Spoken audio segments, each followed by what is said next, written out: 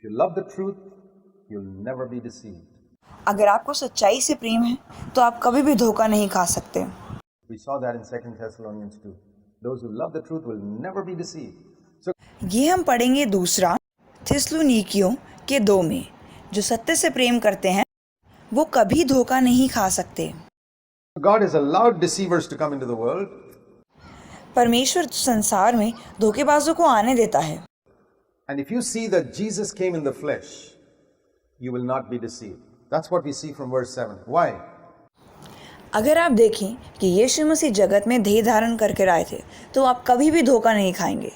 ये आप पढ़ सकते हैं दूसरा यूहन्ना 7वें पद में। I have personally found this is the answer to be protected from deception for myself. अपने आप को धोखे से सुरक्षित रखने के लिए यही एक जवाब है। I told you about healing campaigns. How do I know whether this particular healer and his healing methods are scriptural or not? मैंने आपको चंगाई सभाओं के बारे में बताया है, पर अब मैं कैसे जानूं कि वो इंसान, उसकी चंगाई सभाएं या उसकी चंगाई करने का तरीका बाइबल के अनुसार है या नहीं, या वचन के अनुसार है या नहीं? I don't have to look at 25 verses. I don't have to look at 2,000 verses. Only one thing. Jesus came in the flesh. मुझे 25 या 2000 वर्ष को देखने की ज़रूरत नहीं है। सिर्फ एक चीज़ कि यीशु मसीह इस दुनिया में देह धारण कर आए। That's my answer. You say, how's that the answer? Jesus conducted healing campaigns in the flesh. Let me see that and let me see this. तो ये है मेरा जवाब। अब आप कहेंगे कैसे है जवाब? यीशु मसीह जगत में देह धारण कर आए। क्या उन्होंने चंगाई सभाएं करी? ज़रा मैं देखूँ तो। पहले मैं वचन को देखूं और फिर यहाँ देखूं। Immediately I know whether this is right or wrong. तुरंत ही मुझे पता लग जाएगा कि ये सही है या गलत।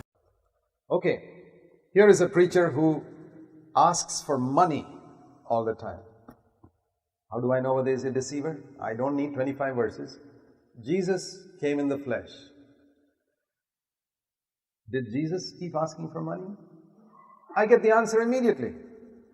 ठीक है, यहाँ पे एक प्रचारक है जो हर समय पैसा मांगता रहता है। मुझे 25 वर्ष की ज़रूरत नहीं है। यीशु मसीह जगत में देह धारण कर आए, तो क्या यीशु मसीह ने हर समय पैसा मांगा? मुझे जवाब तुरंत ही मिल जाता है। Here I see a person who is emphasizing, if you trust God, you'll be a rich person. The Bible says this verse, this verse, this verse. I'm confused. I'm a young believer. Maybe I'm deceived. What's the answer? Jesus came in the flesh. Let me see. What did Jesus teach? Where did he teach like that? I get my answer immediately. यहाँ पर हम देखते हैं कि एक इंसान बहुत जोर देकर कह रहा है कि अगर आप परमेश्वर पे भरोसा रखोगे तो आप बहुत अमीर हो जाओगे, और उसने बाइबल से बहुत सारे वचन भी बता दिए इस बारे में। मैं एक नया विश्वासी हूँ, मैं भ्रमित ना हो जाऊँ। क्या मैं धोखा तो नहीं खा रहा इस बात से? तो क्या है इसका जवाब?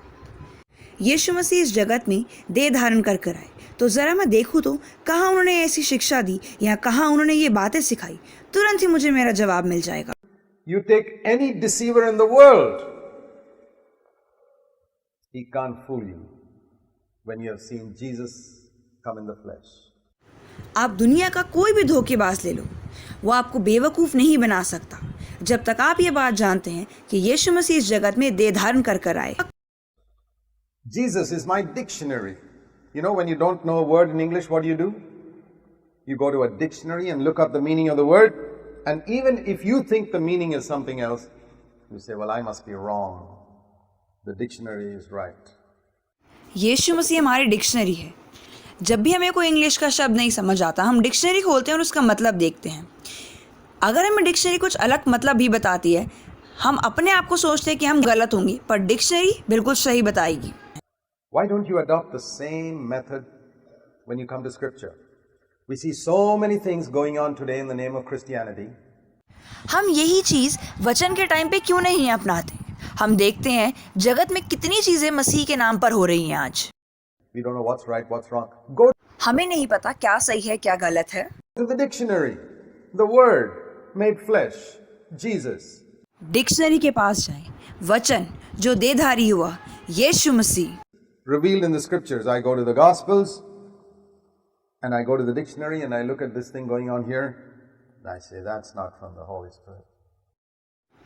ये सब बातें वचन में प्रकट की गई हैं।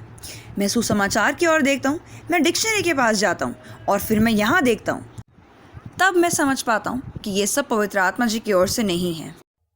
I see today people falling down and laughing and roaring like lions and barking like dogs and saying that's the Holy Spirit. I don't have to criticize them. I don't have to be confused. Jesus came in the flesh. Let me see. Where did he lie down and laugh on the floor, or where did he roar like a lion? आज मैं देखता हूँ लोगों को गिरते हुए, हंसते हुए, शेर की तरह दहाड़ते हुए या कुत्ते की तरह भौंकते हुए, और वो कहते हैं कि ये पवित्र आत्मा जी हैं। मुझे उनकी आलोचना करने की या भ्रमित होने की ज़रूरत नहीं है। मुझे सिर्फ ये देखना है कि यीशु मसीह इस जगत में देह धारण कर आए।